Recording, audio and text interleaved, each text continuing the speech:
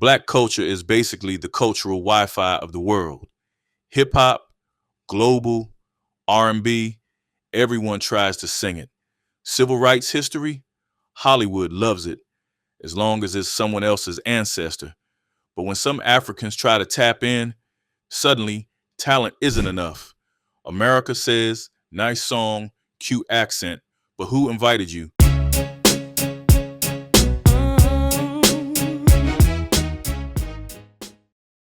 Today we're going deep, how non-Black American artists sometimes succeed and why Black Americans can smell cultural imposters from a mile away. Keeping it real, son. Hip-hop is the most guarded VIP club on the planet. Want in? Sorry, this is not a nightclub with velvet ropes. This is a cultural fortress. Gatekeepers. Dr. Dre, the guy who can make you famous with one beat. Jay-Z will launch you into orbit or ghost you like your last Tinder date. Kanye West, trendsetter, tornado, and occasional life coach. Snoop Dogg, 50 Cent, T.I., Diddy, and yes, Lil Wayne. They decide what counts as real rap in America. Your money.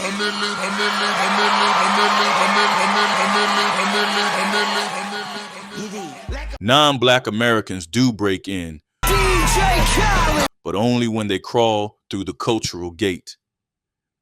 Eminem would have been a Detroit legend without Dr. Dre's approval. Bubba Sparks, Timberland waved him through, but some heads said, I guess we'll allow it, for now. Rihanna, Jay-Z didn't just sign her, he basically said, I will personally rebrand you into a global icon we'll tolerate. Drake, the Canadian immigrant, walked into America holding Lil Wayne's cultural passport like, hi, yes, I'm with him. And right behind him came Nicki Minaj with the same Wayne cosign, the same lineage approval, and the same rule. And then Wyclef Jean, one of the only non-Black American artists who didn't just enter the culture, he contributed to it.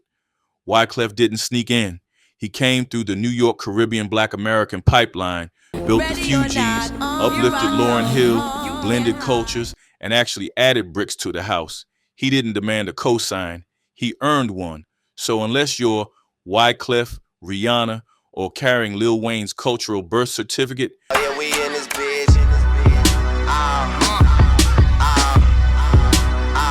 you're not getting past the door by singing a cute hook from Johannesburg.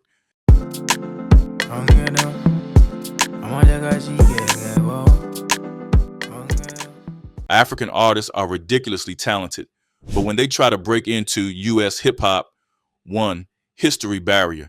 Hip-hop is blood, sweat, and redlining. Without that pain, your verses hit differently. Fuck the police coming straight from the underground. A young nigga got it bad cause I'm brown. Two, accent plus flow. Rap is wordplay Olympics. Mispronounce a word, the bar collapses like a cheap souffle. Where the fuck is you from, nigga? Iran, Pakistan, or Lebanon? Never mind, I don't give a shit, you fucking immigrant. I hope your green card get revoked, you fucking degenerate. Three, style conflicts. Trap, drill, rage, Detroit beats. Your flow might be exotic, but not edible here. Four, marketing squeeze. Labels shove you into Afro beats and or Amapiano boxes, ignoring versatility. Congratulations, you're a global hit, just not in the U.S. Make me sweat, make me harder, make me lose my breath, make me... Now let's talk about Tyla, because her story is the perfect case study in how to go platinum worldwide but flop culturally in America. And honestly, a huge chunk of the backlash wasn't even about her. It was about the way Black Americans reacted to her management team, who seemed to treat Black American culture like a souvenir you pick up at the airport. Twitter was on fire. You had Black Americans posting because from the outside, it looked like her team kept minimizing Black American influence, shading Black American artists, getting slick in interviews, and implying she didn't need Black American support, while still wanting Black American streams, Black American charts, Black American dollars, Black American cosigns, and Black American validation. It was given, we don't need you, but also open your wallets. So Black America said, who invited y'all? Because culturally, Tyla's team walked into the cookout uninvited, empty-handed, and somehow skipped the entire food line with a plate already loaded. Like, how you cutting the line when you don't even know who made the potato salad? And the moment the backlash hit, it wasn't Tyla's management acting shocked. It was her diaspora fans losing their entire minds. Suddenly they were online yelling, "Why are Black Americans mad? We're all Black together." Meanwhile, Black Americans were like, that is not how this entertainment ecosystem works. Not today, not ever. Because the diaspora fan base didn't understand the assignment, you cannot enter Black American entertainment without understanding relatability, lineage, and why certain cultural buttons should never be pressed. They kept acting confused, as if skipping the gatekeepers and disrespecting the audience you need should come with a VIP fast pass. Tyla is talented. None of this is about her artistry. But when your fans wage war on the very culture she's trying to break into, when they misunderstand the history, the emotional DNA, the social reality behind Black American entertainment, yeah, you're not making it past the grill, the cookout, or the Spotify US charts, let alone headlining.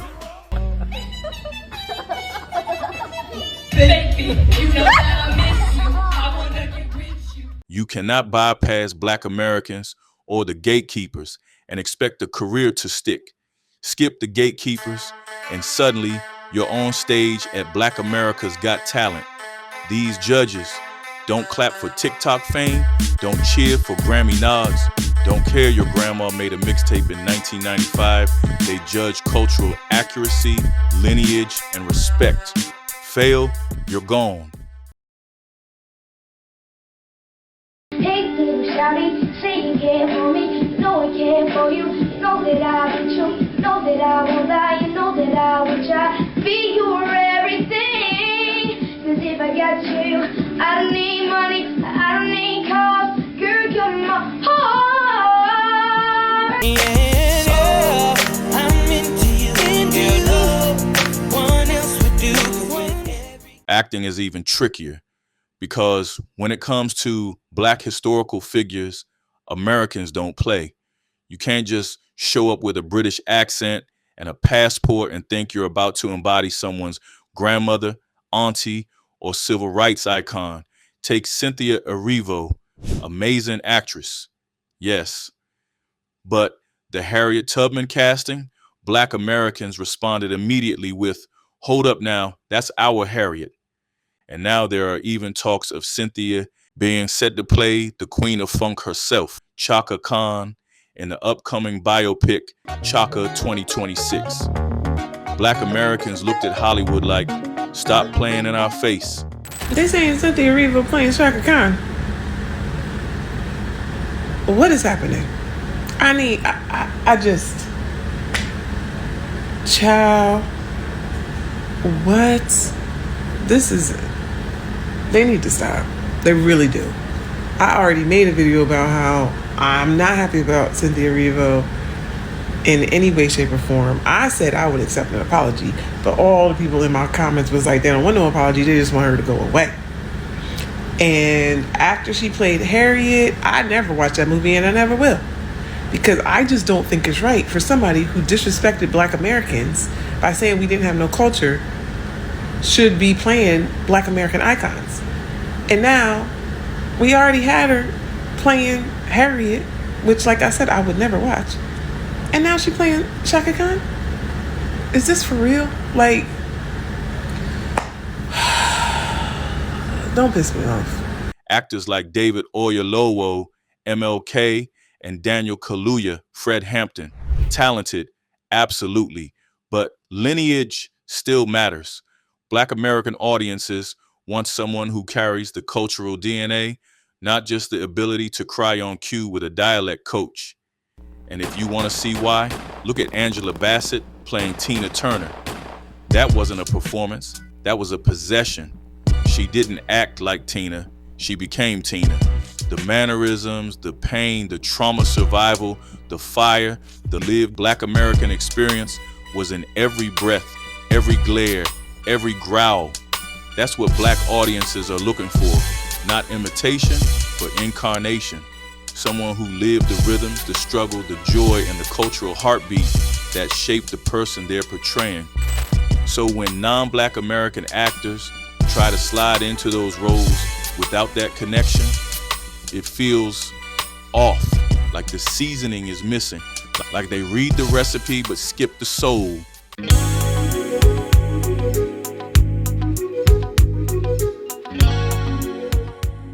Musicians sometimes sneak through easier because they don't play ancestors.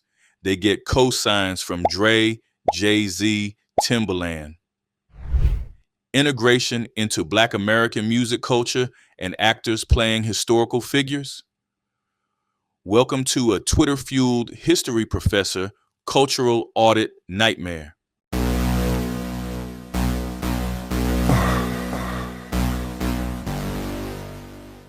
Tyla and Cynthia Erivo teach the same lesson.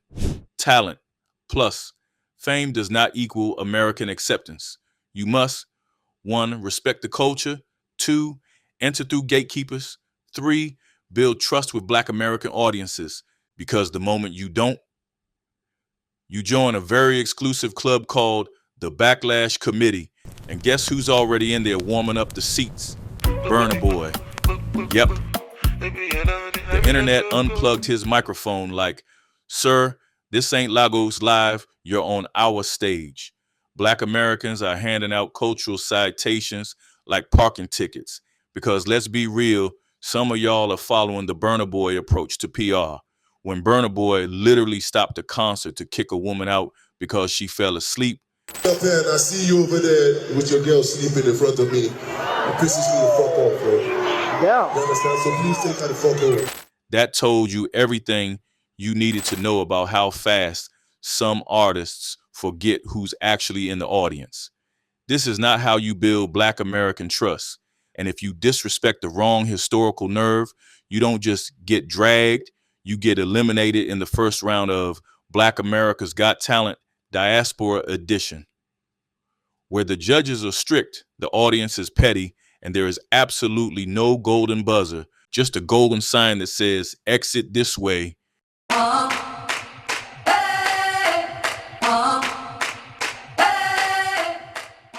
Here's what these others keep forgetting. Some of Black America's power isn't just cultural, it's financial. When we move as a collective, our money is long enough to stretch from New York to California, which, last time I checked, covers the entire United States. And here's what the world already knows. Even if they pretend not to, there is no currency like the American dollar.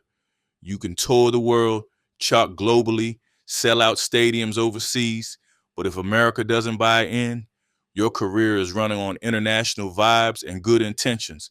Because before you disrespect the culture, bypass the gatekeepers, and then come looking for support, just remember, you can't afford to lose the people who actually keep the lights on. And that's why talent is just your ticket to the door. Respect plus, co-sign, full entry. Otherwise, I don't fuck with you. You're on stage at Black America's Got Talent, performing for judges who know everything about the culture, and they do not give participation trophies. Now picture this. Trying to break into the U.S. scene without the gatekeepers is like stepping into Bird Box blindfolded. You can't see the cultural traps, the microaggressions, or subtle side eyes. One wrong move, mispronounced lyric. How old are you? You're like 9. What? You can't, what? You don't even know the time. You're just, you're like, what? This thing, bro, listen, you're like 9. You're not even 10 yet. What? You can't even bend. Clumsy reference or oops, didn't read the room. and bam, flattened by the invisible monster of cultural scrutiny. Global fame doesn't work. TikTok virality fails. No problem. If signing or acting doesn't stick in America, you can always fly to the United Kingdom, be a Nigerian female, and still become the face of a magazine cover, like British GQ's 2025 Men of the Year issue. Apparently, across the pond, they don't read the cultural fine print. Talent opens doors. Fame buys a ticket. Respect and cosigns. That's what keeps you inside the room, not wandering blindfolded through American entertainment hell. Affect the gatekeepers, or face the bird box effect.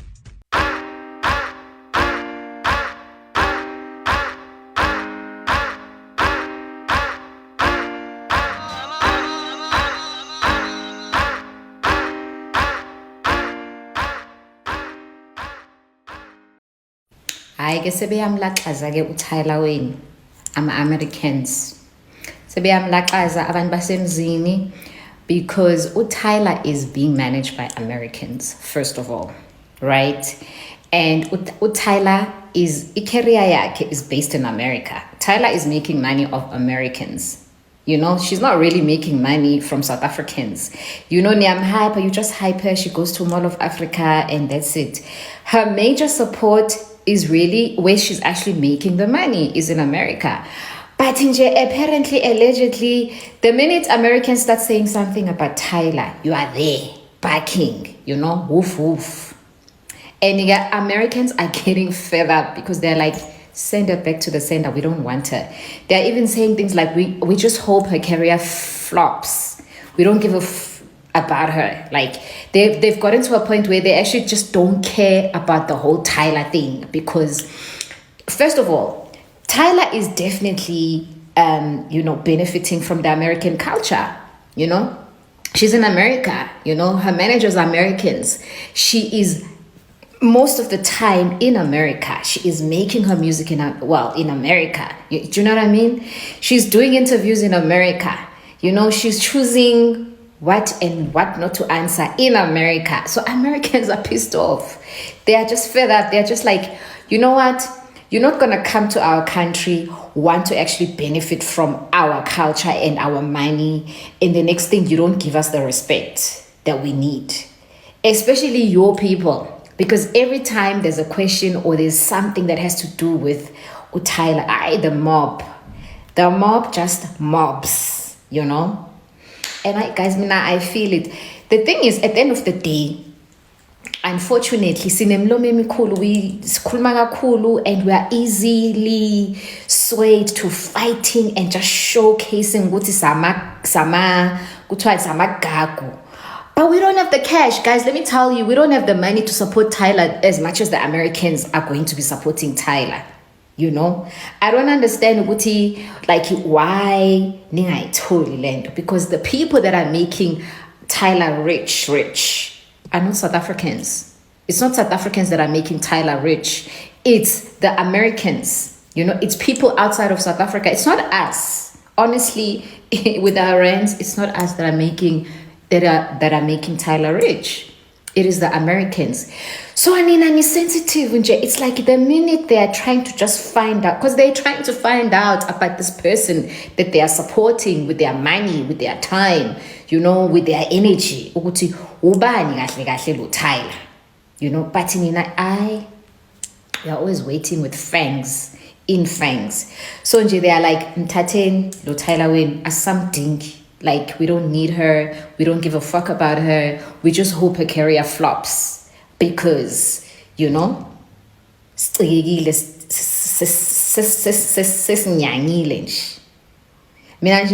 just a messenger from Mzin. Don't come for me.